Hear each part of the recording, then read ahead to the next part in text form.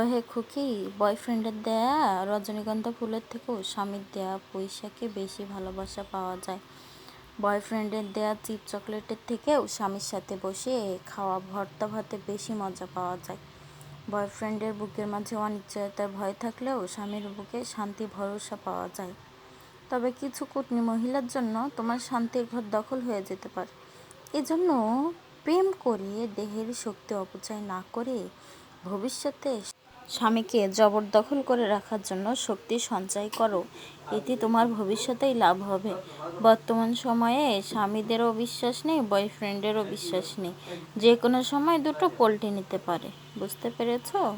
যাই হোক, আজকে করেছিলাম মাছের ভর্তা। দেখতে পাচ্ছেন, প্রথমে আমি শুকনা মরিচ, পেঁয়াজ এবং রসুনগুলো ভালোভাবে ভেজে নিয়েছিলাম। তারপর লবণ দিয়ে মরিচগুলো ভালোভাবে ডলে এটার মধ্যে পেঁয়াজগুলো এবং রসুনগুলো ভালোভাবে মেখে, তারপর ধনিয়া পাতাগুলো ভালোভাবে মেখে পরবর্তীতে মাছগুলো ভালোভাবে মেখে নিয়েছি। আপনারা চাইলে অন্যভাবে করতে পারেন। এবং ভর্তার মধ্যে সরিষার তেল অবশ্যই দিবেন। সরিষার তেলটা দিলে ভর্তার স্বাদ দ্বিগুণ হয়।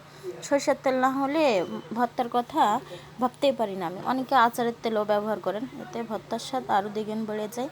কিন্তু আমি আচারের তেল দিইনি, আমার কাছে সরিষার তেলটাই ছিল, এজন্য আমি এটাই দিয়েছি।